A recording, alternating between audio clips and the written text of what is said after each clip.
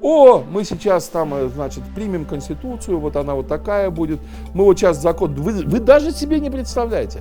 А он себе даже не представляет, что я прекрасно представляю, что мы не представляем.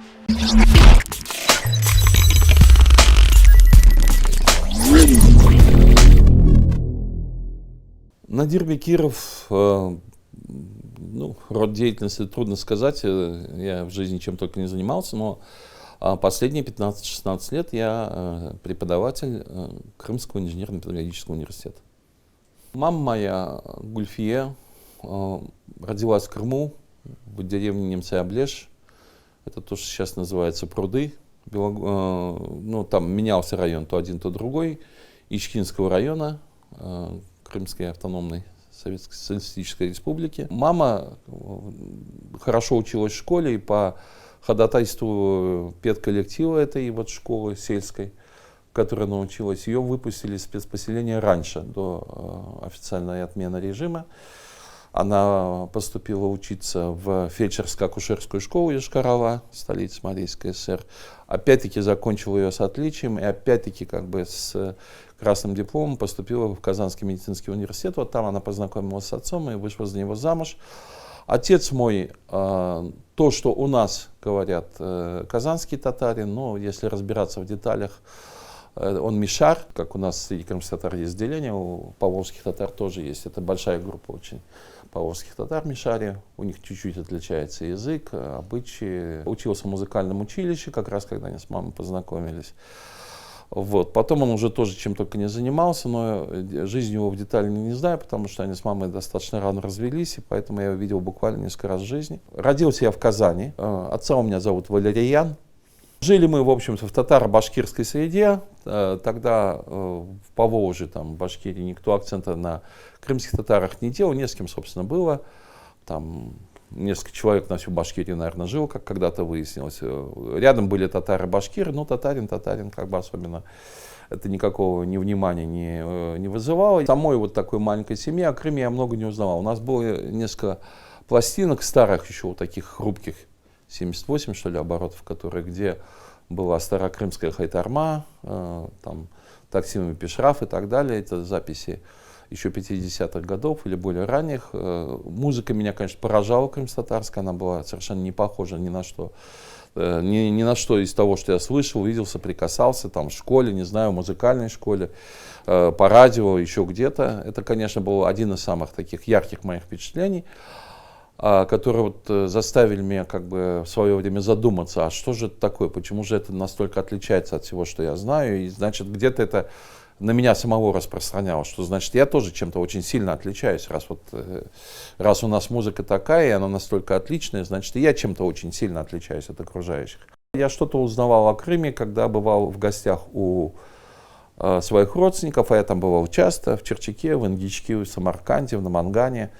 На каникулы приезжал. Бабушка мне рассказывала 2 раза историю своей жизни. Она была, в общем-то, неграмотной женщиной, хотя она училась здесь в медресе в Крыму в свое время, читала Коран. Но вот в общем смысле она была необразованной. Тем не менее, она с интервалом каким-то по моей просьбе подробно рассказала свою жизнь. Вот и про голод 21 года и все остальное. И для меня из ее рассказов Крым был каким-то местом, которое даже как будто было не на земле, не в этой стране, какое-то сказочное место. Странное какое-то, не всегда оно было, как вам сказать, лучезарное. Это именно в полном смысле слова была какая-то сказка, где какие-то и страшные события происходили, и интересные события, как-то все было очень перемешано. И до поры до времени я даже представить не мог, где это на самом деле. Но я где-то знал, что это вроде тоже где-то в Советском Союзе. Но где оно, это место, и что такое? Я совершенно не знал крымско-татарского языка. Детство в этом смысле у меня прошло очень тяжело, потому что когда собиралось 5-6 родственников или еще гости, или еще кто-нибудь, все начинали говорить по-крымско-татарски. Я сидел сутками и их не понимал. Это было тяжело. Очень тяжело. И чисто так вот, не знаешь, о чем говорят, и морально, конечно, угнетало. В общем-то, проблема была в том, что все свободно говорили на крымско-татарском, но никто не мог ему научить, рассказать, а как.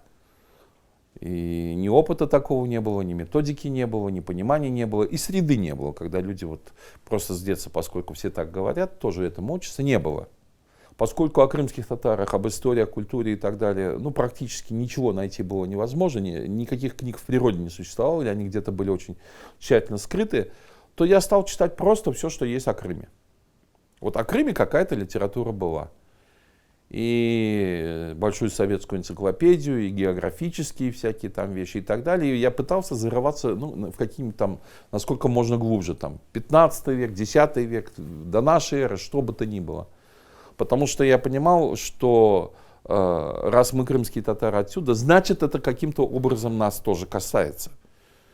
Вот. Даже если нигде крымские татары не упоминаются. И поэтому, в общем-то, даже к концу школы, я бы сказал, я набрал достаточно отрывочных таких, фрагментарных, но много довольно-таки знаний о географии, об истории, о культуре, там, о климатических условиях, много чего о Крыме. И, в общем, худо-бедно мне удалось составить себе как бы картину, историко-культурную картину Крыма. Впервые Крым мы увидели с мамой в 73-м, что ли, году. Первый раз после депортации она получила тут путевку, не путевку, курсовку, неважно, в Алушту. Тогда мы проехались по Крыму. Я помню свое первое впечатление, когда мы пересекли перевал на Южный берег. И я увидел Южный берег первый раз в жизни. Первый раз в жизни, это был теплый день, это был сентябрь, начало сентября. Зелено. Вот я до сих пор завидую людям, которые не видели этого, и вот которым предстоит в какой-нибудь ясный солнечный день, особенно летом, да, зимой тоже это было бы очень интересно, но особенно летом, которые выезжают вот после перевала Ангарского и видят вот эту картину. Это что-то бесподобное. Вот у меня снова появилось вот это ощущение сказочности. То есть вот та какая-то сказочная земля, какая-то сказочная страна, у меня просто все замерло. Я смотрел на это и не мог поверить, не бывает такого в жизни. Не бывает такого, не может такого быть. Тот приезд, мы первый раз с мамой поехали в ее родное село, увидели людей, которые живут в доме, я увидел дедовский дом, который дед строил, это на самом деле его руками сделанный дом. Там какое-то 5-6 поколение уже там меняющихся переселенцев, каких-то пенсионеров жило, там через окошко поговорили, но они нас сильно, нельзя сказать, что отрицательно встретили. В общем, так вот сказали, что дочка хозяев этого дома, дали зайти в дом. Я, конечно, тоже смотрел с широко раскрытыми глазами, потому что, я просто понимал, сколько мне тогда было, 9 лет, что ли, но я уже понимал, что это на самом деле, буквально эта стена выложена руками моего деда. Бабушка после депортации так ни разу здесь не побывала. Как-то в Азии она мне говорила, что у нас во дворе есть колодец с очень вкусной водой. И я смотрю, колодец во дворе. Колодец, про который бабушка говорила. Знаете, ведро вот это есть, которое в колодец спускает, черпает воду. Вытащили мы эту воду. Я ее, правда, вкусная, холодная, сладкая. В буквальном смысле сладкая вода. И вот я помню слова бабушки, что она сказала, что раз уж в Крыму ей жить не придется, то хотя бы этой воды выпить. Она так и ей это не пришлось. И я как запомнил вот тогда вкус этой воды. Жизнь все-таки не такая у меня еще пока длинная, но чего только в ней не было. Я хочу сказать, многие вещи я запоминал, забывал и так далее. Вот вкус этой воды я помню до сих пор. К счастью, я могу иногда там бывать и снова пить эту воду. А этому способствовало мое вот это теоретическое знакомство с Крымом. То есть где-то на сумме этих впечатлений, которые я насобирал, да, и жизненных впечатлений, очень много все-таки мне помогло то, что я читал о Крыме, не о крымских татарах, но потом оказалось объективно, что это как раз о крымских татарах, практически все, что о Крыме. И где-то у меня к 13-14 годам это совершенно стойко сформировалось внутреннее убеждение, что Значит, справедливость в социалистической стране такого быть не может. Вот того, что с нами случилось, и то, что как бы продолжается. Что это какое-то там недоразумение, что это какой-то бред, да, наяву. Вот, что в стране, где все так хорошо устроено, где так люди счастливы, где так все справедливо, это что-то, ну, черт тебя знает, какой-то, я не знаю, ну, это, знаете, как здоровый человек траванулся, его рвет вдруг, как бы ни с того ни с сего. Вот. Поэтому у меня как бы следующая возникла мысль или идея в голове, что в этом надо разобраться, надо понять, а как же это так случилось. То есть нельзя к этому относиться как к случайности, стечению обстоятельств, а надо разобраться. Это на самом деле как бы никто ничего не понимает, или это какая-то закономерность, то, что с нами случилось. И наилучшее, что я для себя придумал по тем временам, это что надо изучить законы этой страны. Поэтому я где-то с 13-14 лет абсолютно сознательно планировал стать юристом. 2 августа мне этот день запомнился. 1987 года, вот Евгений Валуа, ну это человек возраста моей мамы, он для меня старше значительно был, такой уважаемый человек, иногда он у нас появлялся, заехал к нам. Разумеется, мама там обед накрыла, то все, разговариваем. Он так между делом говорит: знаете, ваши там в Москве. По мне прям мороз по коже прошел. Как это наши в Москве? Да, вот я там неделю провел в командировке, там где... Что? В Москве демонстрации. Да вы что? Ну... Буквально в ближайшем, вот, ну там что-то получилось 5 числа, по-моему, удалось купить билет в Ташкент. Это был 87 год. Я был в это время в аспирантуре, ну, каникулы летние. Мы с мамой полетели туда. Я стал лихорадочно искать, ну, этих каких-то людей, которые там были в Москве или будут в Москве или еще что-то. Ну и август, конечно, у меня 87-го получился очень интересный. Я познакомился тогда с Роланом Кадыевым, со многими из его группы. С Ришатом Джемилевым и тоже со многими из его группы, с Гульсум Алиевной Михалевой, с Мерем Азинбашевой, с той группой, которая была умеренная, это Изет Изидинов, там, Осман Мустафаев, по-моему, и так далее. Запомнилось мне, подвели какой-то ветеран мне, весь в медалях там подошел неизвестно кто, и говорит, значит, ты знаешь, сынок, а вот я там воевал в Крыму, и вот было такое, мы там Крым освободили, иду я там в какой-то тарской деревне, а мне вслед камень кидают. Ты вот знаешь, вот такие вещи были? Я говорю, знаю, я вам сейчас даже покажу, кто это делал. Ну, там вокруг меня там, ну, человек 10 стоит, слышит и обомлели. Да что ж такое? Я, значит, беру его, сейчас говорю, подходим и...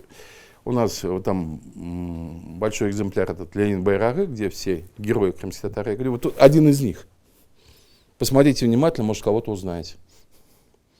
Вот. Ну и, разумеется, там, ну, старый дурак, что скажешь. Он получил то, что получил. Там толпа упала от хохота, он ушел, значит, несолоно хлебавший. Всякие были такие вещи. Надо отдать должное. Со мной часами разговаривал Ролан Кадыев, рассказывал, что происходит. Со мной часами разговаривал Ришат Джемилев, тоже рассказывал, что происходит с его точки зрения. Он был участником, организатором этих московских демонстраций. У меня просто звезды из глаз посыпались. Знаете, как от удара такого серьезного, как бывает, да? Тебе дали, у тебя прямо звезды из глаз сыплются. Настолько я был ошарашен, что оказывается... такое мощное, такое, ну, беззаветное буквально, самозабвенное есть вот движение крымско-татарское за возвращение на родину, за восстановление наших прав, а я мало что, ничего об этом не знаю, не слышал. Ну, я слышал, что там в 67 году была демонстрация, ну и все, и как-то потом тихо, да. Но... А я-то, елки-палки, нахрена я тут учусь тогда? Я же для этого и учился-то, собственно говоря. Только я думал, что ну, я как-то сам по себе где-то там, а тут, оказывается, есть люди, которым нужно в этом во всем помогать. Есть уже готовые. Поэтому я уже четко решил, но еще я не был защищен, в общем-то, мне нужно было защититься, поэтому с 87-88 года я стал активно сотрудничать с национальным движением, с разными его группами направлений, и никто не собирался занимать самовольно землю. Почему? Да потому что никому в голову не приходило, что этим придется заниматься. Раз народ возвращается, что происходит? Ну, земля так или иначе, кстати, как оказалось на самом деле, в результате самостроев, и не только самостроев, уже самострой там в прошлом, сейчас же приезжают люди в Крым, и им тоже выделяется земля на строительство, ну и так далее. То есть даже в сегодняшних условиях это возможно, да? Тем более там в конце 80-х, в начале 90-х годов, что совершенно официально выделяются земельные массивы, что действительно, ну, у Юрия Османова неплохая была идея, всем как бы вручить пригласительный, вот. И всех довести до места, там, с багажом, со всеми делами, в готовый дом заселить, допустим. Ну, где-то так оно и представлялось, буквально год-два. И вдруг мы видим, что чем дальше, тем хуже. И что после падения Советского Союза, после ГКЧП, наше положение здесь никак не улучшается. И та самая знаменитая, значит, демократическая Украина теперь, которая не коммунистическая, она абсолютно никаким образом не хочет поддерживать возвращение крымских татар и вообще говорить о нас как о народе. Меня уже, ну, опять-таки, дело прошлого, но меня там буквально тоже постоянно тошнило от того, что нам там и украинские власти, и украинские эксперты, и там какие-то общественные деятели, и бывшие там знаменитые антикоммунисты нам подсовывали закон Украины о национальных меньшинствах. И говорю, ну что вам еще надо? Ребята, вы же счастливы жить вот в этой демократической, не коммунистической Украине. И вот смотрите, какой у нас шикарный закон о национальных меньшинствах. Что вам еще надо? Мы вас искренне не понимаем. Вы же ну, просто обалденно, и так у вас все нормально. Ну, то есть, когда стало понятно, что реального содействия и того процесса, на котором мы, законного процесса, там, путем принятия законодательных актов разных уровней, вплоть до там, Крыма, районов и так далее, что это не работает, конечно, народ просто де-факто стал занимать землю, строиться и прочее. Две огромные существенные задачи были решены. Первое – это физическое возвращение народа, большей части. Я согласен с тем, что в местах депортации осталось достаточно много людей, которые экономически были не в состоянии, ну так как бы легко сюда переехать. Но обратите внимание, что в начале 90-х, когда у многих сгорели деньги, все оказались почти в одинаковом состоянии. Даже те, у кого там было 100 тысяч или там 200, с теми, кто приехал просто с голыми руками. Я видел людей, я видел человека, доцента, там, кандидата наук химических из Чимкента, которая приехала, женщина, которая жила в вагончике и таки, да, вот перевезла себя, семью и так далее. То есть все-таки народ покололся на тех, кто на самом деле решил вернуться в Крым, и тот, кто там ждал, пока он выйдет на пенсию, пока у него сейчас там поливальщик, у него специальность, он еще 5 лет там на ней зарабатывать будет, да, там очень хорошо. Вот на этих. Те оказались в меньшинстве, большинство оказалось здесь. Когда выяснилось, что никакого строительства и реальной поддержки не будет, что государство тратит деньги само на себя, я сейчас скажу очень важную вещь, которую я говорил однажды на встрече с ОБСЕ, но она была в таком относительно узком кругу, и никто этого не понимает. Значит, во всех украинских отчетах пишется, что и писалось, что на возвращение там, депортированных они потратили 1,5 миллиарда гривен. Наверное, они их потратили. Я уже, скажем, не стану обсуждать, как потратили. Это отдельный совершенно вопрос. Но я просто сосчитал, сколько Украина собрала подоходного налога с крымских татар за это время. Так вот, подоходный налог с крымских татар за это время, за которое тратились бюджетные украинские деньги, как бы на поддержку возвращения, больше, чем 1,5 миллиарда. То есть Украина реально сначала собрала эти деньги у крымских татар в виде налога, а потом потратила на то, что она сама назвала там, поддержкой возвращения. На зарплату своим чиновникам, на НДС, там, на всякие другие вещи. Там, ну, в общем, на что хотела, на то потратила. Вторая вот задача, что все-таки 300 поселков компактного проживания крымских татар были созданы. И они, конечно, вкупе с тем, что люди первые годы умудрились где-то по деревням, по селам, по там, захолустьям купить дома, она позволила вот, народу обустроиться. Хотя вот это просто адская, титаническая работа, которые наш народ выполнил, обустраивая себя, ну то есть элементарно, да, дома строя, там, дороги отсыпая и так далее, там, колодцы копая. Интересно было бы ее оценить в деньгах. Вот никто за это не взялся, я не специалист, экономист. Интересно было бы оценить. Я уверен, цифры будут сумасшедшие. Даже если пересчитать просто последнюю стоимость там, квадратного метра жилья. Третья задача, которую удалось решить, вопреки вот обстоятельствам, которые нас поставили тогда, это создать систему национального самоуправления. Универсальную такую, которая охватила весь народ. И безусловно, в тех условиях, когда выяснилось, что никто сверху государственность крымских татар восстанавливать не собирается, ни на общесоветском уровне, ни на украинском, нужна была какая-то система, которая представляет интересы всего народа, имеет право от его имени говорить. Почему? Потому что вот до момента ее создания, до созыва Курултая, второго Курултая, я сам лично много раз участвовал, а кроме меня там тысячи людей участвовали в разговорах, когда говорили: слушайте, а вы скажите, что вы хотите? Вот тут одни приходят, вот это надо, другие приходят, вот, ну как нам, бедным, себя вести? Ну мы всей душой к вам, ну вот как, вот мы же не знаем. Ну, бред это был, конечно, сущий обман, это была наглая ложь в глаза, это было желание каким-нибудь образом нам, кроме того, что на самостроях дубинки получали, да, там, или еще что-то такое, это было желание еще просто нас размазать так вот морально. Поэтому, когда собрался Курултай со всеми вытекающими последствиями, принял свое решение, то, конечно же, это не понравилось государству, потому что нельзя было уже сказать, крымские татары этого хотят или не хотят. Нам вовремя надо было понять, что нас обманывают на всех уровнях. Нам вовремя надо было понять, что на поддержку государства какого-либо рассчитывать нечего. Надо было использовать все возможности для того, чтобы все-таки перевести максимальное количество людей сюда. И для того, чтобы такая возможность была, развить, ну, действительно развить вот, настолько, насколько только возможно, частный бизнес среди крымских татар и какие-то частные институты, образовательные и так далее, опираясь на поддержку диаспоры, которая тогда, ну, обладала огромным потенциалом и, в общем-то, могла ее оказать.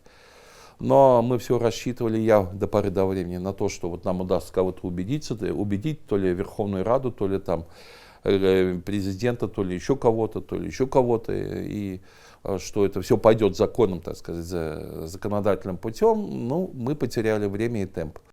Крымские татары оказались, в общем, уже на своей родине, прожив на ней уже теперь десятки лет, снова, к счастью, родив здесь детей, уже не одно поколение детей, там 2-3 иногда. Там 3 ребенка уже рождаются в Крыму, не один, как было когда-то. Оказались ситуации, когда, в общем-то, с ними мало кто считается. В персональном плане, в индивидуальном. Скажем, если этот человек неплохой специалист, там, или кому-то он нужен, или кому-то он родственник, или его как-то используют там, и так далее, это одно. А если речь идет о народе, то, в общем-то, такого субъекта политического в Российской Федерации крымско-татарский народ нет. Нет такого субъекта, его нет ни в законах, нигде и так далее. В разговорах каких-то, в какой-то публицистике или в какой-то полемике кто-то может это сказать. Но как речь доходит до официальных документов и правовых решений, такого субъекта нет. Когда в Конституции России записано, что все народы России равноправно обладают правом на самоопределение, я хочу, чтобы кто-нибудь мне без всякого мата, а так вот теоретически объяснил, как, допустим, одновременно может быть равноправным народ, у которого есть республика в Российской Конституции, государство, в скобках написано, и народ, у которого нет аж ни хрена, никакого там подобия. Вот если мне кто-то теоретически сможет рассказать, что это вот и есть равноправие самоопределения народов, ну я готов выслушать. Так вот, крымские татары как раз из той серии, которых как бы в полемике, там, в каких-то там обвинительных заключениях, там еще что-то, они могут существовать. А вот в правоустанавливающих документах крымских татар нет. Вот в этом смысле нам действительно надо выдержать. Это завтра не кончится. Это завтра не кончится, это не кончится послезавтра. Сейчас самое важное, чтобы вот эти внешние, достаточно агрессивные по отношению к идентичности и целостности крымско-татарского народа факторы, чтобы они его не разобрали на атомы, молекулы, там, составные части. У Фазиля Искандера, ну, есть такая там притча о кроликах и удавах. Значит, удав, ну, жуткое такое существо, глотает кролика, да, но кролик, перевариваясь удавом в его желудке, он тоже становится удавом, то есть он становится частью удава. Так вот, не дать себя переварить, не дать себя сделать частью чего-то иного, не крымско-татарского. А это означает очень много. Это означает и бизнес-активность, так чтобы мы в значительной степени были самодостаточны. Это, безусловно, культура и язык. Это, безусловно, социальная активность. Это, безусловно, демография. Демография — это вообще какой-то у крымских татар дурной фокус. То есть, когда я учился в школе, там, в рассказах по истории СССР, где-то в 1972 году, в 1975, значит, численность узбеков называлась 6 миллионов человек.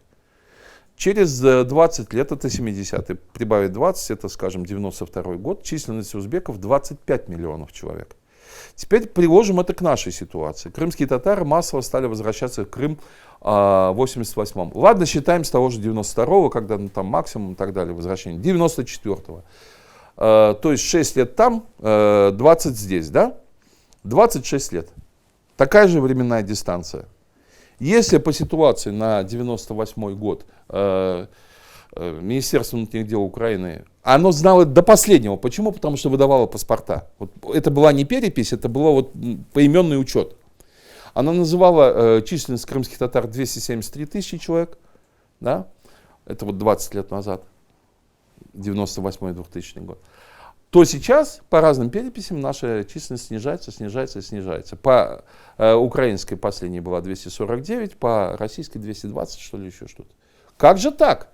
Узбеки за 20 лет в 5 раз наращивают свою численность с 5 миллионов до 25.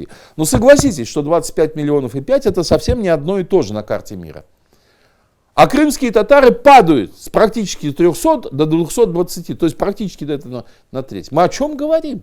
Мы на кого жалуемся, мы на кого пальцем показываем? Социальная и моральная, конечно, деградация. Я преподаю в университете. Я с большой горечью должен констатировать, что крымские татары-студенты учатся хуже в среднем, чем студенты других национальностей. Хуже. И мотивов для учебы у них какие-то. Вот ты смотришь, почему не учишься? Вот смотришь, он этот бензин продает, значит, этот унитазами торгует, там этот еще что-то, еще что-то. То есть желание овладеть какими-то знаниями, которые могут помочь подняться интеллектуально, морально, политически выше уровня официанта, обслуживающего персонала, того, который там другим людям шнурки завязывает и на чаевые живет. Ну, не знаю, это как-то совершенно не соответствует историческому образу крымских татар, да? Но сейчас это реальность. Или когда люди друг перед другом выпендриваются, меняя машину, надстраивая этажи, второй там этаж у дома, или закатывая свадьбы стоимостью миллионы там, с какими-то редкостными деликатесами. В то же самое время, когда здесь среди нас, крымских татар, есть дети, которые нуждаются в десятках тысяч рублей, а то иногда и больше, для проведения операций, для лечения, для того, чтобы погорельцам там восстановить, для того, чтобы создать нормальную школу, скажем. Почему бы не создать частный детский сад, частную детскую школу? Если у тебя так много денег, будь ее спонсором, чтобы самые талантливые дети того нет. А вот красная рыба на столах и, значит, Lamborghini последней модели, это да, это по-татарски. Вот. Если мы идем по этому пути, ну, не всегда крымские татары были быдлом, но стремятся попасть в этот разряд. 19 век до Гаспринского, в общем и целом. Появился Гаспринский, потому что за ним пошли. И пошли очень тяжело. Вот. А по сути говоря, ведь это же невероятных ему мучений, усилий стоило вот, поддерживать эту инициативу. Обратите внимание, это информация, то есть газета, И, ну, или газета, или информация, если как угодно. И это образование, то есть воспитание нового типа людей. А сейчас образование для крымских татар. Тьфу.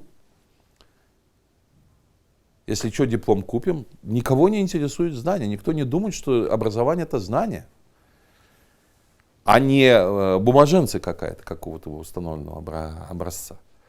А значит, что касается информации, то да, когда, допустим, на концерты Энвера Измайлова там, ну, как-то собралось там, не знаю, 17 человек, ну, сейчас, может быть, побольше, это был 90-е годы. А когда приезжает какой-нибудь там Тимир Тимиров там, кайфуем, ну, типа этого, да, и там море разливанное там от бабушек до грудничков, значит, под это дело, да, вот. И то же самое, там, вот эти все увеселения и так далее. У нас кто самые ярые патриоты? Крымские татары, которые живут в Нью-Йорке, в Канаде, в Лионе, там, в Милане, и еще где-нибудь, даже не в Турции. Вот они там всех учат, как надо родину любить там, и не дай бог ты тут это самое. Или посмотрите тех, кто вообще сейчас не в Крыму живет. Он где-то там, в каком-то там районном центре открыл чебуречную, и вот такими, значит, этими в Фейсбуке показывают фотографии. Чебуреки, плов, самса, туда-сюда, у меня ходят, мы это самое веселое. Слышь ты, парень, пожалуйста, только ты давай прямо в самом этом напиши, я не имею отношения к Крыму и крымским татарам. Я опасный повар, я чебуречник, я самсист, я еще кто-то. Меня все, что в жизни интересует, это побольше бабла загнать, значит, себе в карман. И опять-таки построить дом, купить это, там куда-то съездить на Канары отдохнуть и так далее. Пожалуйста. Только ты сразу обрежь себя от крымских татар и вообще не упоминай, ни селям алейкум, не надо этого. Крымские татары должны понять, на мой взгляд, что союзников у них нет. Ну, таких, знаете, которые вот вместо них могут решить эту задачу. Союзников у нас потенциально много, но для того, чтобы каждый толику какую-то сделал для крымско-татарского народа, с этим союзником совершенно отдельно надо работать, разговаривать и смотреть, насколько он нам союзник. Потому что вот досюда он союзник, а отсюда он антисоюзник. А не кидаться кому-то на шею с криком «я вся твоя». Значит. И, во-вторых, мы сейчас достаточно далеки от того, чего бы хотелось бы крымским татарам, поэтому наша национальная идея, если уж так, выжить. Выжить. Но не в смысле, значит, лишнюю порцию самсы съесть там, и там еще где-то поплескаться, да? А выжить как народ, как нация. Если крымские татары, кто бы это ни был, предприниматель, преподаватель, религиозный деятель, там, спортсмен, который занимается детьми, медик, там, врач и так далее, если он будет понимать, что его деятельность это не просто зарабатывание денег, это не просто делание карьеры, это не просто там повышение своего социального статуса. Смотрите, какой я весь из себя румяный, розовый, приятный и так далее. А что я этим самым сознательно вношу свой вклад в меру моих способностей, в том, что мой народ выжил, несмотря ни на что, тогда у народа есть будущее, тогда у нас у всех есть будущее.